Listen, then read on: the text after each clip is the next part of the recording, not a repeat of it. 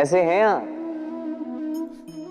पूछने का कारण ये कि आज के समय में आसपास किसी भी देख लो, दुखी, व्याकुल, सोचता है कि संसार में सबसे अधिक दुख उसी के जीवन में, सबसे अधिक समस्याएं उसी के जीवन में। संसार में ऐसा कोई व्यक्ति नहीं जिसके जीवन में समस्या नहीं, और संसार में ऐसी कोई समस्या नहीं जिसका हल मनुष्य के पास नहीं। किंतु उस हल को खोजने के लिए अपनी बुझाओं को खोलकर जीवन में आगे बढ़ना होता है, साहस से आगे बढ़ना होता है। किंतु कुछ लोग क्या करते हैं, अपने माथे पर हाथ रख के किसी कोने में बैठकर निराश होकर अपने भाग्य को कोसते हैं। नहीं, ये कभी मत कीजिए। कर्म कीजिए, आगे बढ़िए, साहस दिखाइए, और सबसे महत्वपूर्ण बात, संयम रखिए। क्योंकि आपका लक्ष्य कितना भी कठिन क्यों ना हो, उस तक पहुंचने का मार्ग आपके पांव के नीचे से होकर ही जाए। आप ऐसे कई लोगों को जानते हो जो ब्रह्म मुहूर्त में उठते हैं, स्नान करते हैं, प्रार्थना करने बैठ जाते हैं, श्लोक पाठ करते हैं और दूसरों को भी ज्ञान देते हैं कि वो भी ये सब करें, मंत्रोच्चार करें। मंत्रोच्चार, निस्संदेह इसमें बहुत शक्ति होती है, किंतु ये शक्ति आपको तभी मिलेगी जब आप उस मंत्र में छिपी सीख आत्मसात करेंगे, अपने जीवन में उतारें, उस सीख को आप कर्मों में परिवर्तित करेंगे, प्रेम से इस सद्ज्ञान को अपने जीवन में लाइए, इसका प्रयोग कीजिए, तब मिलेगी आप इस मंत्र की शक्ति। अन्यथा ये मंत्र पढ़ के कोई लाभ नहीं होगा। स्मरण रखिएगा, मंत्र की शक्ति उसे बोलने में नहीं, उसे अमल करने में है।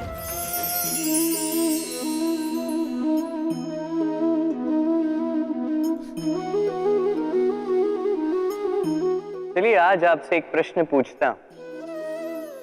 मनुष्य अंधकार से भयभीत रहता है, ऐसा क्यों?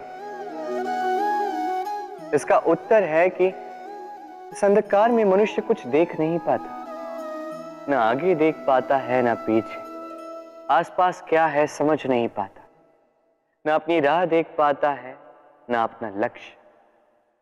इसके कारण अपना विश्वास खो देता है और इसी कारण से भयभीत हो जाता है। चलिए अब आपसे एक और प्रश्न करता हूं। क्या इस संसार में इतना अंधकार है कि इस दिए का अस्तित्व ही मिटा दे?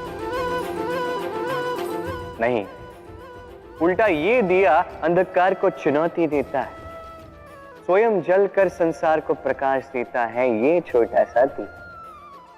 अब जब ये छोटा सा दिया अंधकार से भयभीत नहीं होता, तो भला आप क्यों असफलता से भयभीत होते हैं? आपके भीतर एक अमर आत्मा है, बस आवश्यकता है तो उस आत्मा को जगाने की। अपने भीतर की इस ऊर्जा को जगाकर तो देखिए, सब कुछ दिखेगा। क्रोध, क्रोध क्या है कौन नहीं जानता। हर आयु, हर वर्ग, हर श्रेणी के व्यक्ति को क्रोध का अनुभव हो चुका है। बल्कि किसी किसी का तो परिचय ही इसी प्रकार दिया जाता है कि व्यक्ति अत्यंत क्रोधी है, इससे तनिक बच के ही रहें। अब क्रोध क्या है हम सभी जानते हैं, किंतु ये क्रोध कर क्या सकता है ये बहुत कम लोग जानते हैं। क्रोध कुछ इस प्रकार है, किसी जलते हुए अंगारे को पकड़ना और किसी और की ओर फेंकना।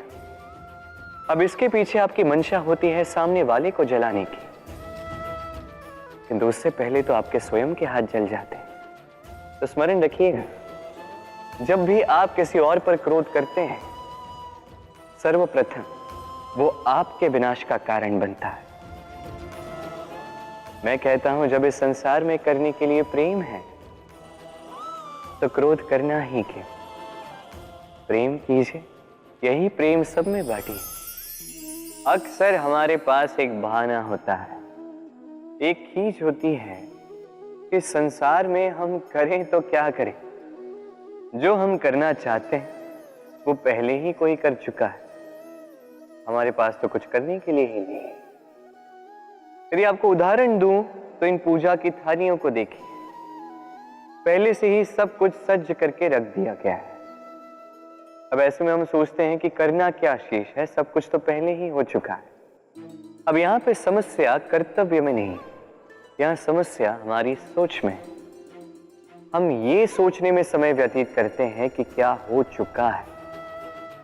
हमें ये सोचना चाहिए कि क्या करना अब भी शेष है जिसमें हम अपना योगदान दे सकते हैं।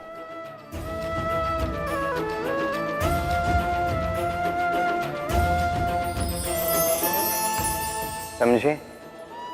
संसार में ऐसा कोई कार्य नहीं जो पूरा हो। आप सदैव उसे आगे बढ़ाने के लिए प्रयास कर सकते हैं। आप उस कार्य को और श्रेष्ठ बना सकते हैं। बस आवश्यकता है तो सकारात्मकता की। राधे राधे।